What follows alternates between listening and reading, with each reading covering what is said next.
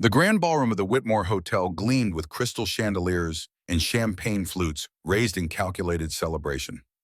Daniel Brooks walked through the service entrance in his gray janitor's uniform, mop bucket rolling quietly beside him.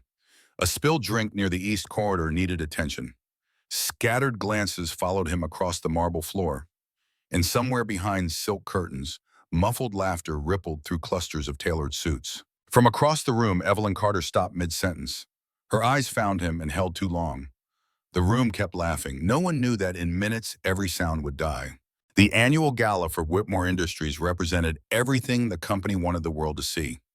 300 guests filled the ballroom, each one selected for their net worth, influence, or proximity to power. The executives who ran the company's various divisions stood in loose circles near the bar, their conversations punctuated by the kind of laughter that came from knowing you belonged. Daniel had worked for Whitmore Industries for 4 years, but he had never set foot in this room during an event. Tonight was different only because Marcus, the regular evening janitor, had called in sick, and someone needed to handle the mess a careless caterer had left near the service hallway. He moved efficiently, keeping his head down, his presence designed to be invisible. But invisibility was harder to maintain when you walk through the center of a room filled with people who measured human value in titles and tax brackets. A woman in a red dress glanced at him, then leaned toward her companion with a whispered comment that made them both smile. A group of men near the ice sculpture paused their conversation as he passed, their expressions shifting from indifference to something sharper. One of them was Victor Hale, the company's chief marketing officer, known throughout the building for his polished presentations and his unpolished opinions about anyone he considered beneath him. Victor watched Daniel cross the room, then turned to the men beside him. "Looks like housekeeping got lost," he said, just loud enough to carry. "Someone should tell him the service elevator is the other direction." The men laughed, the sound carrying across the polished floor like a verdict. Daniel heard it. He had heard versions of this his entire adult life. He did not react, did not slow his pace, did not give them the satisfaction of acknowledgement. He simply kept walking toward the east corridor where the actual work waited. But as he neared the hallway, his phone buzzed in his pocket. He pulled it out, saw the name on the screen, and everything in his posture changed. He stepped into a quiet alcove near the service door and answered, his voice dropping to something soft and warm. "Hey, sweetheart, you should be asleep by now." The voice on the other end was small and bright, belonging to his 7-year-old daughter, Lily. She was calling from his sister's apartment across town, where she stayed on the nights Daniel worked late. She wanted to tell him about a drawing she had made that day. "It was a picture of the two of us at the park," she explained, with a big yellow sun and a tree that looked like broccoli. Daniel laughed quietly, the sound genuine and unguarded. "A broccoli tree? That sounds perfect. You can show me tomorrow morning." "Okay, I'll make pancakes." He listened as she described the drawing in detail, her voice carrying the particular enthusiasm of childhood. When she finally said goodnight, he stayed in the alcove for a moment, phone still pressed to his ear, even though the line had gone silent. The hardness that had carried him through the ballroom was gone. In its place was something tender, something that revealed the man beneath the uniform. From 20 feet away, Evelyn Carter watched him.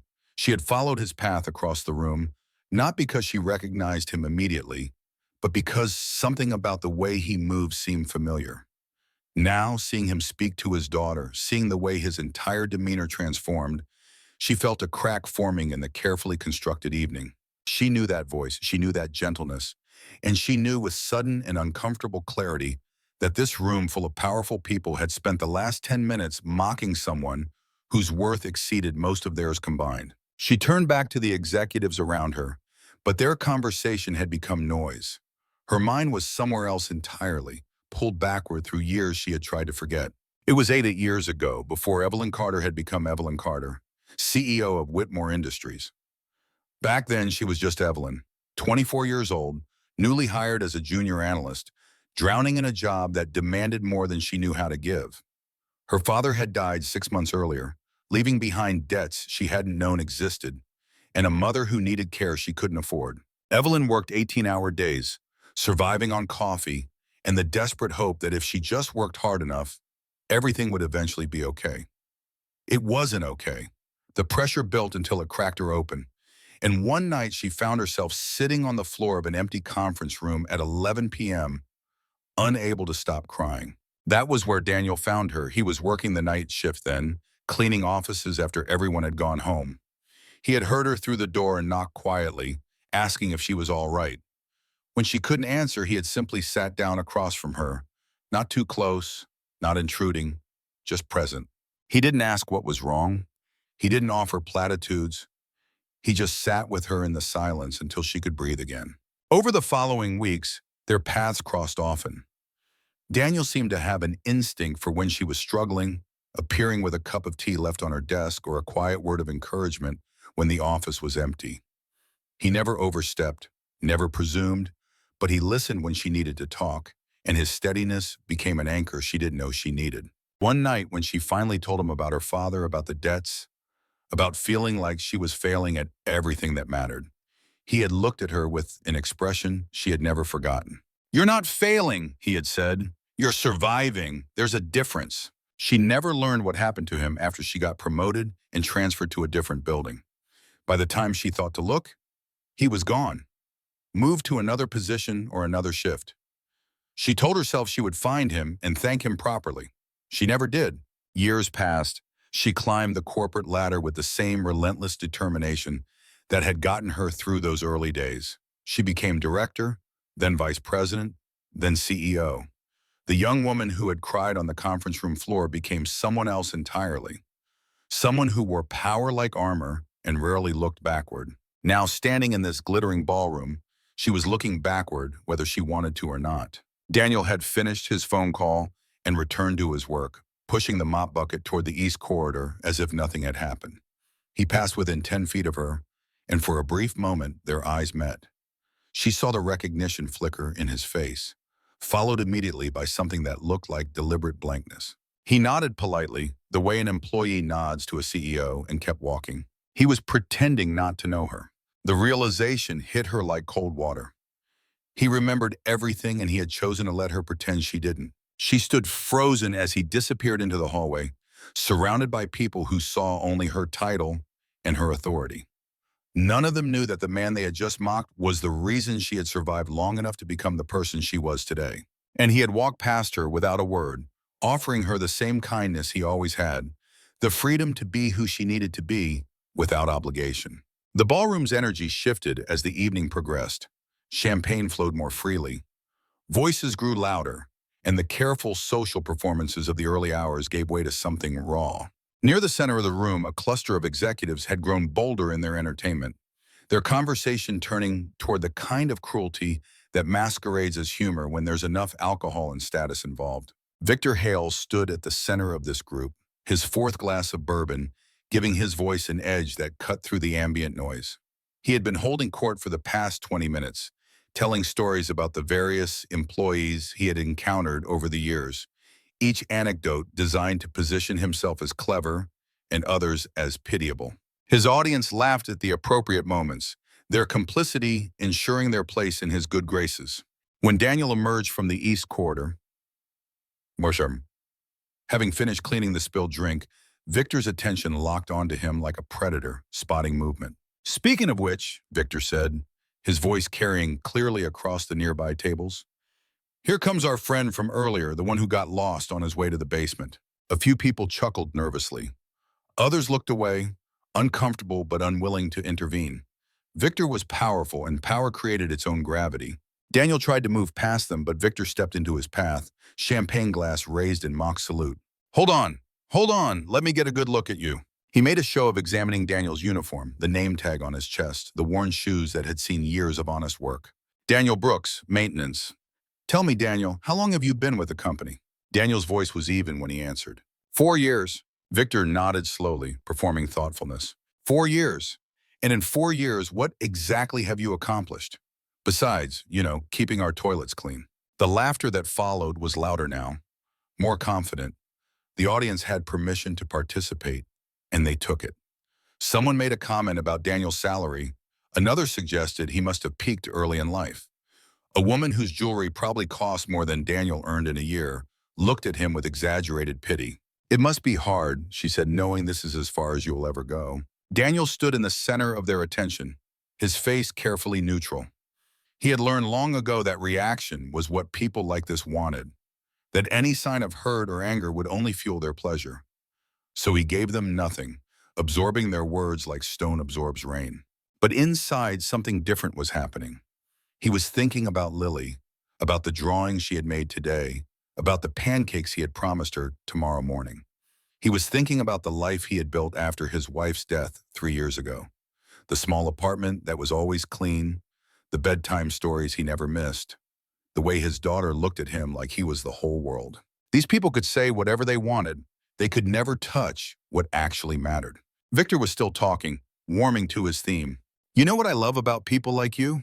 You're a perfect example of what happens when you don't have ambition.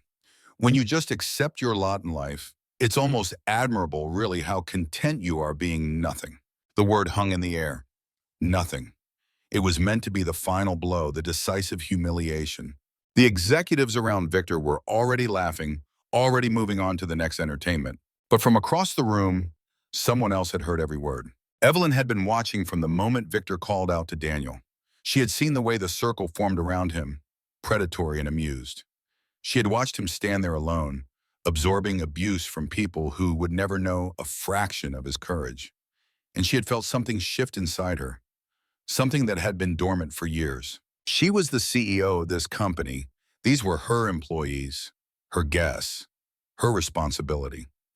And she had spent 8 years building a career on the foundation that Daniel had helped her create. While he worked night shifts and cleaned floors and raised his daughter alone, she had watched him walk past her earlier tonight without asking for anything, without leveraging their history, without expecting her to acknowledge what he had done for her. And now these people, these small, cruel people, were calling him nothing. The champagne glass felt suddenly heavy in her hand. Her heart was pounding in a way it hadn't since those desperate early days. She knew what she should do. She should walk over there, pull rank, end this quietly. That was the CEO move, the professional move. But there was another move, one that had been building inside her for 8 years. One that had nothing to do with being a CEO and everything to do with being human. Evelyn set down her glass and began walking toward the crowd. The circle of executives noticed Evelyn's approach before Daniel did. Conversations faltered, postures straightened, and Victor Hale's smirk flickered uncertainly as his CEO moved toward them with a purpose that didn't match her usual diplomatic glide. She walked through the crowd without stopping, without greeting anyone, her eyes fixed on the man standing alone in the center of their mockery. When she reached Daniel, she didn't speak immediately. She stopped beside him, close enough that her shoulder almost touched his, and turned to face the executives who had been entertaining themselves at his expense. The ballroom had grown quiet. 300 pairs of eyes were now watching, sensing that something significant was about to happen. Victor recovered first, his smile returning with practiced ease. Evelyn, perfect timing. We were just getting to know your maintenance staff. Really fascinating glimpse into the working class perspective. He waited for her to laugh, to join the joke, to give him permission to continue. She didn't. Instead, she looked at Daniel, really looked at him in a way she hadn't allowed herself to do earlier. He was watching her with an expression she remembered from 8 years ago, steady and patient, giving her space to do whatever she needed to do. He had no expectation in his eyes, no demand, just quiet acceptance of whatever came next. She turned back to Victor and the assembled executives. Her voice, when she spoke, carried across the silent ballroom with perfect clarity. This man, she said, is not your entertainment. He is not an example of failure. He is not nothing. She paused, feeling the weight of what she was about to say, the doors it would open and close forever. This man is my husband. The silence that followed was absolute. It was the kind of silence that happens when reality shifts beneath your feet, when everything you thought you knew is suddenly wrong. Victor's face went through a rapid series of expressions, disbelief to confusion to something approaching fear. The woman who had pitied Daniel's limited potential looked like she might be sick. Across the room, phones emerged from pockets, and Evelyn knew that by tomorrow, this moment would be everywhere. But she wasn't looking at them. She was looking at Daniel, whose expression had finally changed. He wasn't shocked by the revelation, she realized. He was shocked that she had made it. After 8 years of silence, after watching him pretend not to know her, after building her entire career on the appearance of being exactly what these executives expected, She had just burned it all down with 4 words. "Evelyn," he said quietly, and there was a question in the way he said her name. She answered it by taking his hand, not for the cameras, not for the executives, not for anyone but him. "I should have said it years ago," she told him, her voice low enough that only he could hear. "I should have never let you walk away." Daniel's fingers tightened around hers. He understood what this was costing her, what she was risking by standing here with him in front of everyone who mattered to her career. And he understood something else too, something that changed everything. She hadn't said it to save him from embarrassment. She had said it because she meant it. The ballroom remained frozen, 300 people trying to process what they had just witnessed. Evelyn Carter, the youngest CEO in Whitmore Industries history, the woman who had built her reputation on flawless professionalism and strategic brilliance, had just claimed the janitor as her husband. And the janitor was looking at her like she had given him something more valuable than any title or salary or corner office. He was looking at her like she had given him herself. The aftermath came in waves. The first wave was immediate. The murmur that swept through the ballroom as Evelyn led Daniel away from the crowd, her hand still in his, her head held high. The second wave was digital, a cascade of texts and social media posts that would dominate the news cycle for days. But the wave that mattered most came later, in the quiet hours after the gala ended, when Evelyn and Daniel finally found themselves alone in her office on the 40th floor. The city spread out below them, lights glittering against the darkness. Evelyn stood at the window, her reflection ghostly in the glass. Daniel sat in one of the leather chairs across from her desk, watching her the way he had watched her 8 years ago, with patience and without judgment. Neither of them had spoken since leaving the ballroom. Finally, Daniel broke the silence. "You didn't have to do that." Evelyn turned from the window. "Yes, I did. People are going to talk. The board, the shareholders, everyone." "I know." She walked toward him, stopping a few feet away. "Daniel, why did you pretend not to know me earlier? When you walked past, you could have said something." He was quiet for a moment, choosing his words carefully. "Because you built something real and important, and I didn't want to be the thing that complicated it." He looked at his hands, calloused from years of work. "When Sarah died, when I had to figure out how to raise Lily alone, I let go of a lot of things. Ambition, pride, the idea that I needed to be something impressive. But I never let go of what happened between us. I just put it somewhere safe, somewhere it couldn't hurt either of us." Evelyn sat down in the chair beside him. "You saved me back then. You know that, don't you? I was drowning and you just sat there with me until I could breathe again. I've thought about it every day since. I didn't save you. You saved yourself. I just kept you company while you did it." She shook her head, emotion tightening her throat. "That's not true, and even if it were, you deserve better than me pretending you didn't exist. I was a coward. For 8 years, I was a coward." Daniel reached over and took her hand, the same way she had taken his in the ballroom. "You weren't a coward. You were surviving. There's a difference, as you taught me that."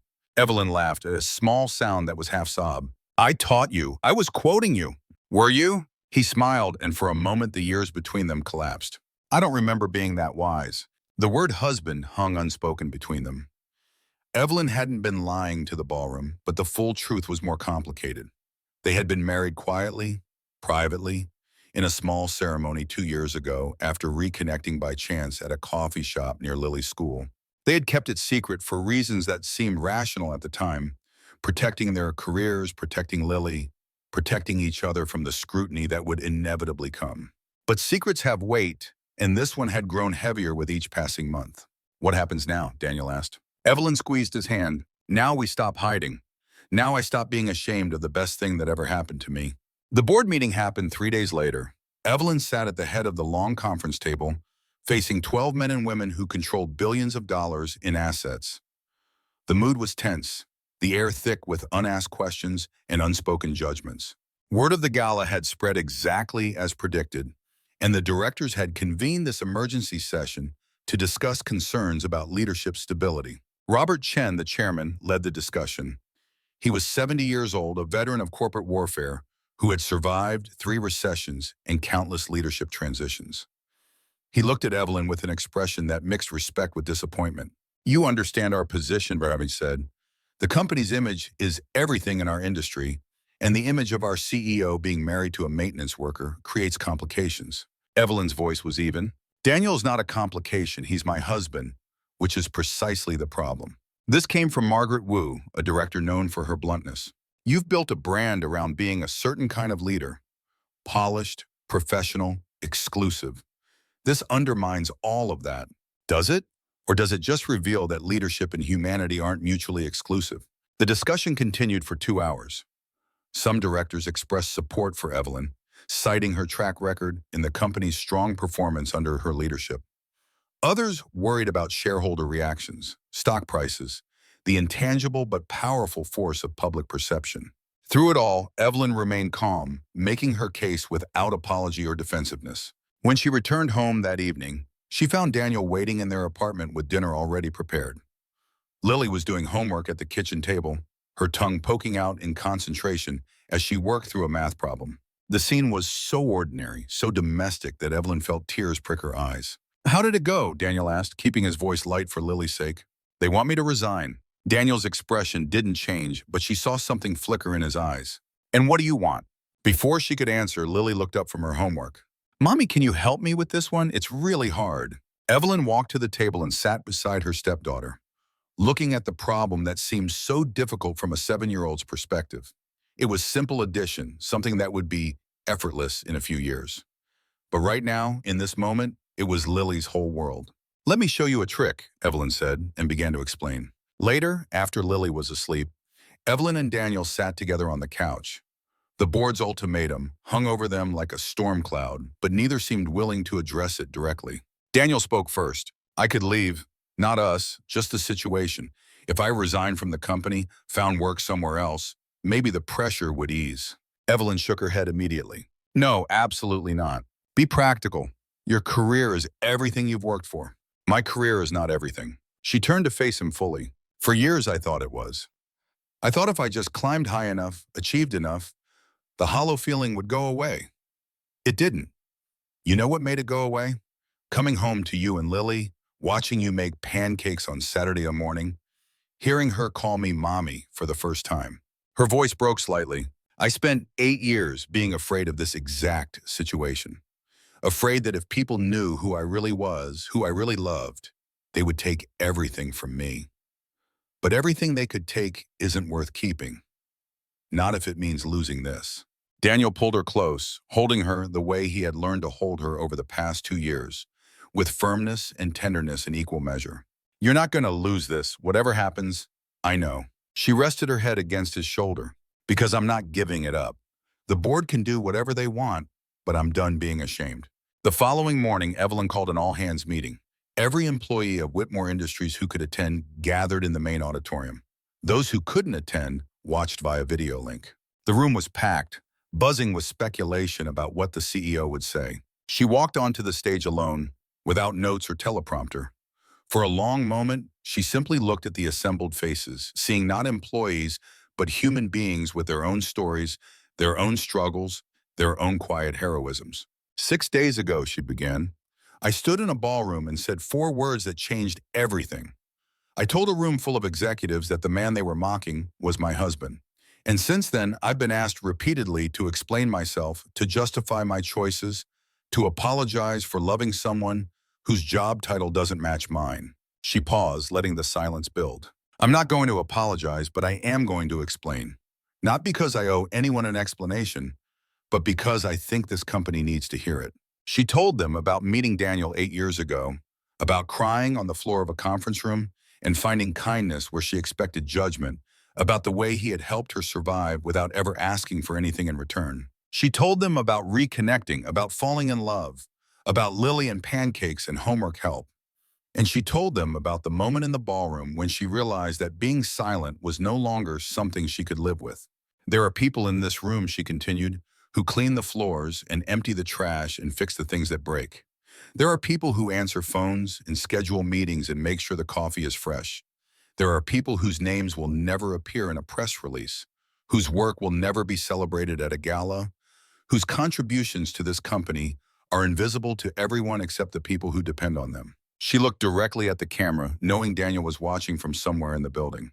"Those people are not less valuable. They are not less worthy of respect. They are the foundation that everything else is built upon. And if the price of remembering that is my position as CEO, then I will pay it gladly." The auditorium was silent for a moment. Then someone near the back started clapping. Then someone else. Within seconds, the room had erupted into applause that seemed to shake the walls. Evelyn stepped away from the microphone, her eyes scanning the crowd until she found what she was looking for. Daniel stood near the back, still in his maintenance uniform, applauding with everyone else. But his eyes were only for her, and in them she saw something that made the rest of the room fade away. Pride, not in her position or her power, but in her courage. She walked off the stage and through the crowd, not toward the exit where her security team waited, but toward the back of the auditorium, toward the man in the gray uniform. When she reached him, she didn't hesitate. She kissed him right there in front of every employee of Whitmore Industries. The applause doubled. The board met again that afternoon. Robert Chen called Evelyn personally to deliver their decision. The emergency session had been canceled. Her position as CEO was secure. Several directors had received calls from major shareholders expressing support, and the company's stock had actually risen following the all-hands meeting. It turned out that authenticity was good for business. But the more significant changes happened slowly in the weeks and months that followed. Victor Hale resigned officially to pursue other opportunities, though everyone knew the real reason. The woman who had pitied Daniel's limited potential found herself transferred to a satellite office in a city she'd never wanted to visit. The executives who had laughed loudest discovered that their laughter had not been forgotten and that promotions they had expected mysteriously failed to materialize. Daniel was offered a management position in the facilities department. He declined, preferring to continue the work he had always done, but he did so now with a respect that had never been extended before. People greeted him by name in the hallways. New employees were told his story as part of their orientation. He became, in a strange way, a symbol of what the company wanted to be, a place where your job title didn't define your worth. None of this was revenge. Daniel held no grudges against those who had mocked him. When asked about Victor Hale or the others, he simply shrugged and said that people are usually fighting battles you can't see. It was this grace, more than anything else, that completed his transformation in the eyes of those who had once dismissed him. You could argue with power, but it was hard to argue with forgiveness. The first Christmas after the gala, Evelyn and Daniel hosted a gathering at their apartment. It wasn't a party for executives or shareholders. It was a dinner for the people who worked the night shifts and early mornings phones, the janitors and security guards and cafeteria workers who had known Daniel for years. Lily helped set the table, carefully placing name cards she had made herself at each seat. When the guests arrived, Evelyn greeted them at the door. Not as a CEO, but as a host, as Daniel's wife, as part of a community she was only beginning to understand. She watched as her husband moved through the room, laughing and talking with people whose names she was just learning. These were the people who had shown him kindness during the years she had been absent, who had attended his wife's funeral and helped him navigate single fatherhood, and treated him like family when he had none. She understood, watching them, that Daniel had never been alone. He had simply been surrounded by people whose friendship didn't require status or recognition. And now, because of him, she was part of that too. After dinner, when the guests had gone and Lily was asleep, Evelyn and Daniel stood together at the window, looking out at the city lights. It was almost exactly 1 year since the gala, since the moment everything changed. "Do you ever regret it?" Daniel asked. "Standing up for me that night." Evelyn considered the question seriously before answering. "I regret every day I didn't. Every time I walked past you pretending we didn't know each other. Every moment I chose my image over you." She turned to face him. "But that night, I would do it again in a heartbeat." Daniel smiled, the same quiet smile that had carried her through her darkest moments 8 years ago. "You know what I've learned? Respect isn't something you can demand. It's something you earn, but not by being powerful." He touched her face gently. "By being kind, by seeing people, by standing up when standing up is hard." Evelyn leaned into his hand. "When did you become so wise?" "I've always been this wise. You just weren't paying attention." She laughed, the sound light and free in a way she hadn't felt in years. Outside the window, the city continued its endless motion. Millions of lives intersecting and separating, each one carrying its own weight and worth. But in this room, in this moment, there was only this. Two people who had found each other across impossible distances, who had chosen each other against impossible odds, and who had proven in their quiet way that the loudest statement isn't made with words. It's made with respect, with courage, with love, and sometimes with 4 words spoken in a silent room. That's my husband. In a glittering ballroom filled with power suits and champagne toasts, a room full of executives laughed and mocked the janitor who dared walk through their world, calling him nothing, a man who had peaked at cleaning floors. They didn't know his name was Daniel Brooks. They didn't know he had once sat silently on a conference room floor at 11 p.m., holding space for a broken young analyst until she could breathe again. They didn't know that analyst grew up to become the CEO standing 20 feet away, watching every cruel word land like a blade. And when the laughter reached its peak, Evelyn Carter did the one thing no one expected. She walked straight into the circle, took his hand in front of 300 witnesses, and spoke 4 words that shattered the room. That's my husband. Not out of pity, not for optics, but because 8 years of silence, of pretending he didn't exist, of letting the world believe she had risen alone, had finally become too heavy to carry. She had built an empire on the foundation he quietly gave her, and now she refused to let him remain invisible any longer. This story cuts deep because it reminds us of a truth we too often forget. The people we dismiss as nothing are often carrying the kind of quiet strength that holds entire lives together. The janitor who listens without judgment, the single dad who chooses presence over prestige, the invisible ones who show up when no one else will. Real worth isn't measured by titles, bank accounts, or corner offices. It's measured by the hearts you protect, the silences you sit in, the hands you refuse to let go of, even when the world tells you to walk away. Sometimes the loudest statement isn't shouted from a stage. It's whispered in 4 simple words that say, I see you, I remember, and I choose you over everything. Have you ever felt invisible, only to have someone finally say your name with love? Or have you been the one brave enough to stand up and claim someone the world tried to erase? Share your story in the comments. I read every single one, and your words might be the exact light someone needs tonight.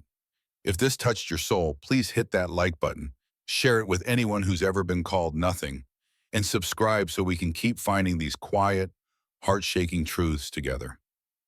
Thank you for being here.